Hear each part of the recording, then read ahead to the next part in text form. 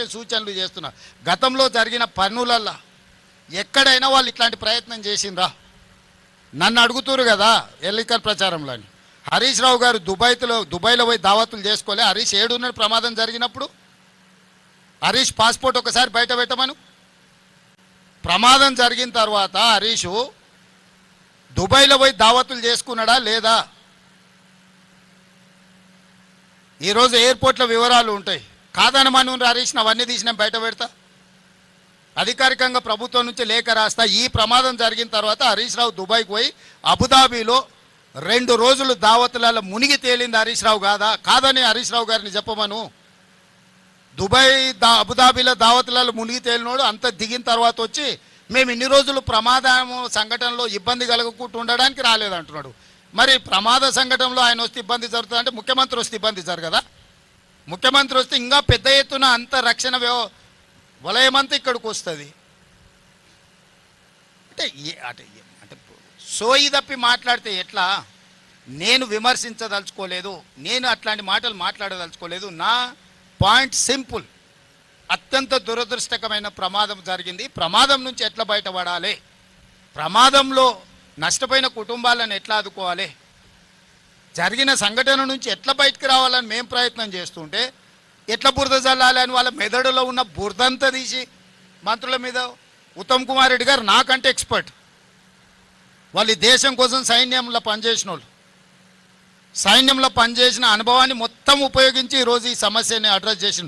నేను వచ్చుంటే కూడా ఈ స్థాయిలో ఇన్ని ఏజెన్సీలను నేను పూల్ చేయలేకపోతుంటే, ఇన్ని ఏజెన్సీలను పిలవాలన్న ఆలోచన కూడా నాకు రాకపోతుండే. ఉత్తమ్ కుమార్ రెడ్డి గారికి ఉన్న ఆర్మీలో ఏదైతే అనుభవం ఉందో, ఒక సైనికుడిగా పనిచేసిన ఉత్తమ్ కుమార్ రెడ్డికి ఇట్లాంటి క్రైసిస్ని ఎట్లా అడ్రస్ చేయాలనో హీఈస్ ఎక్స్పర్ట్ ఆన్ దట్. ఆయన ఇక్కడ కూర్చొని సైట్లో కూర్చొని మానిటరింగ్ చేస్తే అసలు అర్థం పర్థం లేకుండా మరీ ఇంత దిగజారి మాట్లాడుతున్నారు. ఎందుకు ఇట్లా తయారయ్యారు? అధికారం కోల్పోయినారు సరే, కానీ మైండ్ కూడా కోల్పోయారా? అసలు ఏమైనా పిచ్చి పట్టిందా? అయింది వీళ్ళకి దయ్యం పట్టిందా? అబ్దుల్లా ఏదైనా మన నల్లమల్లలో ఈ దయ్యాలు వదిలించేటోళ్ళు ఉంటారు కదా, ఏమన్నా ఏ పాకులతోనే ఏమన్నా చెప్పి, నీకు తెలుసు కదా కొంతమంది భూత వైద్యులు, వాళ్ళతోనే ఏదన్నా చెప్పి సరే.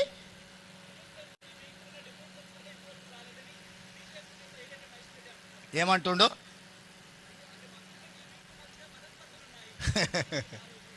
సరేలే సరే.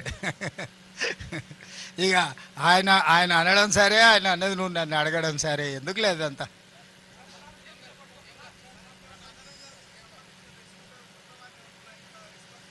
అందుకే ఇప్పుడు మానవ ప్రయత్నాలు అయినాయి. రోబోస్ను కూడా అవసరమైతే ఇందులో వాడండి, అవకాశం ఏముందో పరిశీలించండి అని చెప్పినాం. ఎవరిని అవసరమైతే వాళ్ళను ప్రపంచంలో ఉండే ఎవరినైనా కూడా మేము తీసుకురావడానికి సిద్ధంగా ఉన్నాం. ఈ సమస్యను పరిష్కరిస్తాం. దయచేసి మిమ్మల్ని అందరు నా రిక్వెస్ట్ ఒకటే, ఇది మనందరి సమస్య. ఈ సమస్యను మనందరం కలిసి పరిష్కరించుకుందాం. సమస్యలో ప్రమాదం జరిగిన కుటుంబాలను మనం కలిసి ఆదుకుందాం. దానికి మీరు పూర్తిగా సహకరించాల్సిందిగా మీ అందరినీ కోరుకుంటున్నా. ధన్యవాదాలు.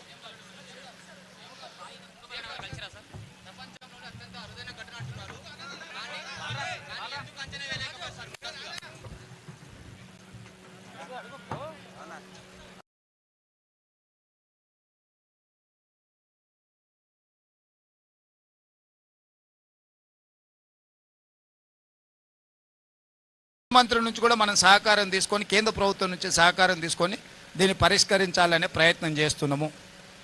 ఇది ఒక రాజకీయ సమావేశంలో రాజకీయ పార్టీలు ఏదో పని చేయబోతే అక్కడ జరిగిన ప్రమాదం కాదు. ఇది ఒక గొప్ప ప్రాజెక్టు. ప్రపంచంలోనే అతి పొడవైన టన్నెల్ ఇది. ప్రపంచంలో 44 కిలోమీటర్ల టన్నెల్ ఎక్కడా లేదు. ఇది ప్రపంచంలో మానవులు సృష్టించిన ఒక అద్భుతం. ఆ పనులు చేస్తున్నప్పుడు గత నిర్లక్ష్యాన్ని వదిలి ఈరోజు